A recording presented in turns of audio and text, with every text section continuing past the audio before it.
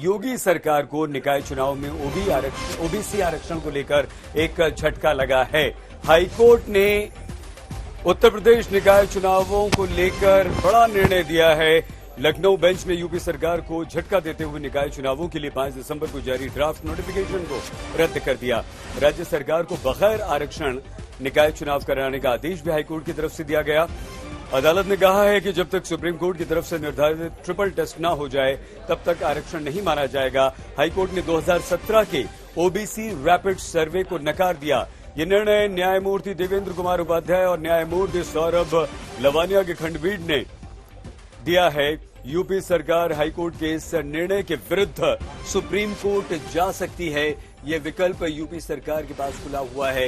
Lucknow bench ने UP सरकार की तरफ से निकाय चुनाव में किए गए ओबीसी आरक्षण को रद्द कर दिया है।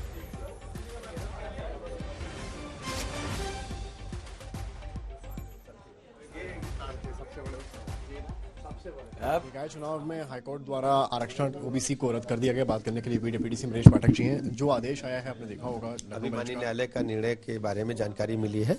हम निर्णय की प्रति आते उसकी समीक्षा करेंगे, उसके बाद उसके अनुसार आगे बढ़ेंगे। नहीं, जो ऐसे सरकार की तरफ से लिस्ट जारी दी गई थी उन्होंने भी रिसीव करी थी, पर अब आखिरकार आरक्षण रद्द किया। आपको लगता नहीं कि वो नाराज? अभी हमने पूरी तरह से देखा नहीं है।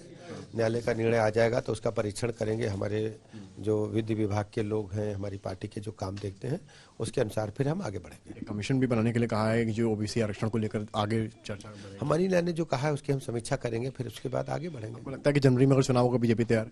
हम हमेशा चुनाव के लिए तैयार हैं, कोई दिक्कत नहीं है। हमारे साथ समरेश पाठक जी निकाय चुनाव को लेकर इन्होंने बताया है कि किस तरह से पार्टी तैयार है, कभी भी चुनाव हो जाए। कैमरामैन संदीप के साथ समर्थ श्रीवास्तव, आज तक। तो उत्तर प्रदेश सरकार को आशुतोष अब निकाय चुनाव जो है बिना ओबीसी आरक्षण के कराने होंगे और जो सीटें आरक्षित थी वो अब जनरल मानी जाएंगी। समर्थ हमारे साथ हैं। आशु, बिल्कुल समर्थ से हम सवाल करते हैं। समर्थ, अब इसके बाद से इस आदेश को किस तरह से उत्तर प्रदेश सरकार देख रही है? मुख्यमंत्री क्या कह रहे हैं, डिप्टी सीएम क्या कह रहे हैं, और इस आदेश के बाद राजनीतिक हलकों में क्या अभी आपको सुनने की प्रतिक्रियाएं मिल रही हैं? आशुतोष, देखिए, एक चीज तो साफ है कि इस ऑर्डर को लेकर सुप्रीम कोर्ट भी जाया जा सकता है। और जो बीजेपी के सहयोगी दल हैं, अपना दल ने पहले ही साफ कर दिया है कि बिना ओबीसी आरक्षण के निकाय चुनाव नहीं हो सकता, क्योंकि अपना दल एक ऐसी पार्टी है जो एक तरह से ओबीसी फेवर्ड रहती है। ओबीसी के ज्यादा चेहरे उनके पास हैं। बीजेपी में केशव मौर्य का भी ट्वीट आया है। ब्रजेश पाठक जो यूपी डिप्टी सीएम है, उन्होंने भी स्थिति साफ करी है कि हम जब पूरा ऑर्डर पढ़ लेंगे उसके बाद कोई निर्णय लिया जाएगा।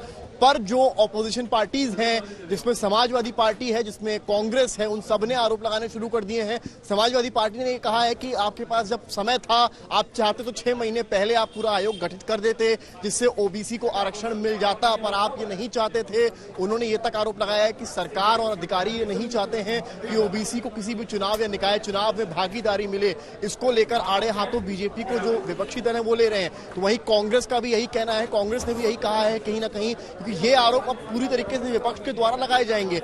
जो ऑर्डर आया है उसमें एक चीज साफ कर दी गई है, उसमें यह साफ कहा गया है कि ओबीसी आरक्षण रद्द किया जाता है, क्योंकि जो रिपोर्ट दी गई थी सरकार की तरफ से आरक्षण को लेकर, जो ओबीसी को लेकर दी गई थी, कोर्ट उसे सेटिस्फाइड नहीं है। उसको लेकर एक आयोग भी, एक कमीशन भी गठित की गई है जो आने वाले वक्त में इस चीज को स्क्रूटनी करेगी। ओबीसी आरक्षण को किस तरह से लाया जाएगा आगे। पर फिलहाल जो है वो एक तरह से जो ओबीसी जो चेहरे थे, जो शायद सोच रहे थे कि निकाय चुनाव में कुछ बड़ा करेंगे, उनके लिए बुरी खबर है। पर एक बात यह है कि सुप्रीम कोर्ट का रास्ता अभी भी खुला है और जो भी इसके विरोध में है वो सुप्रीम कोर्ट जा सकता है। बहुत बहुत शुक्रिया समर्थ इस खबर पर नजर बनाने के लिए।